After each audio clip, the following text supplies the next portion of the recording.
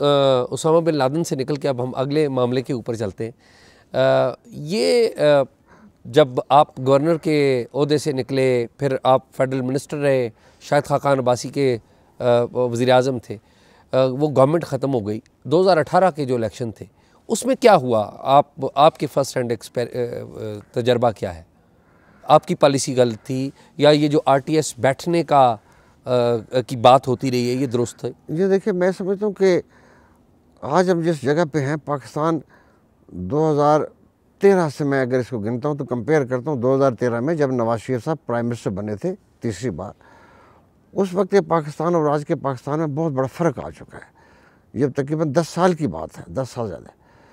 اس وقت میں ایک ماحول جو تھا بڑا تلخی کا تھا، اور اس میں ہم سب دیکھتے تھے کہ جو ہماری ایجنسیز ہیں وہ نواز شریف حکومت کو ختم کرنے کے لیے اپنے پورے ریسورسز کو استعمال کر رہے ہیں. وہ یہ ہمیں نظر آتا تھا. پر میں سمجھتا ہوں کہ یہ بڑی ذمہ داری جو ہے وہ نواز شریف صاحب کے پاس جو اطلاعات آتی تھی، انفارمیشنز آتی تھی، ظاہر ہے ہم اس کا حصہ نہیں تھے، نہ بن سکتے تھے، لیکن ان کو زیادہ علم ہو رہا تھا کہ ہو کیا رہا ہے. تو میں سمجھتا ہوں کہ نواز شریف صاحب کو اگر بہت زیادہ احتیاط سے کام لیتے، خیال کرتے، ظاہر ہے کہ ہمیں انفارمیشن، ہم تو ان لوگوں میں سے ہیں جو اینٹی اسٹیبلشمنٹ اس وقت بھی تھے، اور ہماری تو سوچ ایسی نہیں ہو سکتی تھی کہ نواز شریف صاحب پرائم منسٹر تھے پاکستان کے. وہ وزیر اعظم کو اپنے ملک کے معاملات، اپنی سیاسی قوت اور ان کی جو اسٹیبلشمنٹ کی ایجنسیوں کو جو دباؤ، اس سب کو بڑی اچھی طرح دیکھ سکتے تھے. ان کے پاس معلومات بھی زیادہ آتے تھے. تو میں سمجھتا ہوں کہ اگر وہ سب کو اعتماد میں لے کے، کانفیڈنس میں لیتے کہ اپنی جماعت کو بھی، اپنی کیبنٹ کو بھی، اپنی پارٹی کو لیتے، لیڈرشپ کو لیتے کہ اس وقت حالات ایسے کہ ہمیں ٹکراؤ سے بچنا چاہیے، اور اگر ٹکراؤ سے بچ جاتے تو شاید یہ آج ہمیں یہ دن دیکھنا نہ پڑتا، ہم نیچے نہ جاتے، ہم اپنی جگہ سٹیبل پاکستان کی طرف جا رہے ہوتے.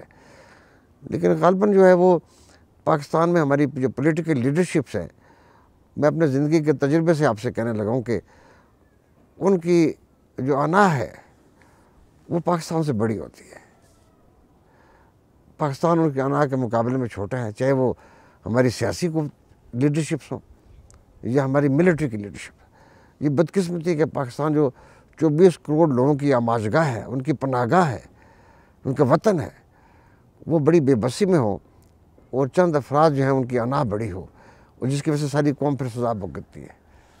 تو آپ کو کیا لگتا ہے کہ جو ٹکراؤ ہوا 2018 سے 2023 کے درمیان، بلکہ اب 23 میں تو ڈیل ہو چکی ہے نا، اب تو نئی انڈرسٹینڈنگ ہو چکی ہے، تو اس میں آپ یہ سمجھیں کہ نواز شریف صاحب نے انا کا مظاہرہ کیا یا ہماری ملٹری اسٹیبلشمنٹ نے انا کا مظاہرہ کیا؟ میں خیال دونوں طرف سے. یہ کسی ایک کو تو دیکھیں، تو پاکستان کی ساری ہسٹری میں ہماری سیاسی قوتیں اور ہماری ملٹری کی لیڈرشپ، یہ دونوں ذمہ دار ہے. اب کون زیادہ ہے کون کم ہے یہ ایک بحث ہے، لیکن تو ہم تو دونوں کو ذمہ دار ٹھہرائیں گے. نہیں، لیکن یہ دونوں تو نہیں، کوئی کسی ایک کا زیادہ حصہ تو ہوگا. دیکھیے میرے خیال میں یہ بات ہمیں ماننی چاہیے کہ پاکستان کی جو فوجی قوت ہے وہ عرصہ دراز سے اس کی تو خواہش ہمیشہ رہی کہ وہ پاکستان کے معاملات اس کے قابو میں رہے. یہ جنرل ایوب خان سے شروع ہوا، بالکل سے بھی قبل شروع ہوا. جب جنرل ایوب خان جو تھے وہ کمانڈر چیف بنے، پھر یہ سلسلہ جاری رہا، پھر انہوں نے ملک کے مارشل ایڈمنسٹریٹر رہے، فیلڈ مارشل بن گئے، پھر جنرل یحییٰ آئے، پھر ضیاء الحق آئے، پھر مشرف آیا. تو یہ تاریخ تو ہمارے سامنے تھی. اس ساری تاریخ میں یہ بات ہمیں بھولنی نہیں چاہیے کہ یہ ان کے یہاں ایک پوری جنریشن کی تبدیلی کی ضرورت ہے. جو آج ایک کیڈٹ جو کاکول اکیڈمی سے نکل کے جائے گا وہ اسی کلچر میں گرو کرے گا. اگر وہ کہیں سیاسی لیڈرشپ سے کنفرنٹیشنز ہیں، کانفلکٹس ہیں، تو till he reaches to the higher level وہ جاری رہیں گے. تو اس کو بدلنے کے لیے ہمیں بڑی قربانی کی ضرورت ہے کہ جو سیاسی لیڈرز ہیں ان کو بہت احتیاط سے کام لینا چاہیے. ان کو پاکستان بنانے کی طرف زیادہ توجہ دینی چاہیے، لڑائی کو کم کرنی چاہیے. اچھا یہ بتائیں کہ اب لگتا ہی ہے کہ نواز شریف صاحب نے ایک نئی انڈرسٹینڈنگ بنائی ہے. آپ کی جنوری 2022 میں نواز شریف صاحب سے آخری ملاقات ہوئی تو کیا باتیں ہوئیں اس میں آپ کی؟ دیکھیے نہیں، اس ملاقات میں تو اس سے پہلے جو میری ملاقات ہوئی تھی وہ 1 سال قبل ہوئی تھی، وہ سمویئر ان دسمبر 2021 کے قریب میں. وہ تو اچھی تھی، اس میں پاکستان کے بارے میں ہم نے کافی ڈسکشن کرے تھے. اس وقت ابھی پی ٹی آئی کی گورنمنٹ تھی ہمارے ملک میں، تو اس وقت کے ماحول کے مطابق جو ہمیں سامنے تھی چیزیں تو اس پہ ہم نے ڈسکس کیا. اس وقت ان کے وہم و گمان میں بھی نہیں تھا کہ شاید یہ کوئی چیزیں بڑی جلدی تبدیل ہوں گی. یہ شاید ان کو میسیج ہی تو ہوں گے، لیکن وہ اتنا میں جانتا ہوں نواز شریف صاحب کہ وہ بہت جلدی بدلنے والے نہیں ہوتے. تو 2021 کے آخر تک تو وہ اپنی بات پہ قائم تھے کہ ہمیں کوئی کمپرومائز نہیں کرنا اور حکومت میں شامل نہیں ہونا. لیکن آپ دیکھتے ہیں کہ اس کے چند مہینے کے بعد پھر وہ پی ٹی آئی گورنمنٹ کے خلاف ووٹ آف نو کانفیڈنس ہوتا ہے، پھر پی ڈی ایم کی گورنمنٹ آ جاتی ہے. تو میں جس نواز شریف کو جانتا ہوں وہ سچی بات ہے کہ بڑا سخت اس بارے میں موقف رکھنے والے ہیں. وہ اسٹیبلشمنٹ سے کمپرومائز کو کرنے کو بہت ترجیح نہیں دیں گے. ابھی میرا اپنا ذاتی خیال ہے کہ جو کچھ ہو رہا ہے یہ ان سے کروایا جا رہا ہے. پارٹی کے اندر کا دباؤ ہے. پارٹی جو ہے وہ اب اس بارے میں اس نتیجے پر پہنچی کہ ہمیں عملی سیاست کرنی ہے، جس کو آپ کہتے ہیں پریگمیٹک پالیٹکس، تو وہ ہمیں کرنی ہے. تو آپ کے خیال میں اس وقت نواز شریف صاحب کے اوپر زیادہ اثر شہباز شریف صاحب کا ہے یا مریم نواز صاحبہ کا ہے؟ دیکھیے میں کسی کا نام نہیں لوں گا، لیکن یہ آپ کی جب ٹاپ لیڈرشپ جو ہے وہ اوپر سے نیچے جب دیکھتے ہیں تو اس میں خالی اب یہ 2 افراد نہیں ہیں، اور بھی لوگ شامل ہیں جو پچھلے 16 مہینے میں حکومت میں رہے ہیں. ان کا بھی بڑا انفلوئنس ہے.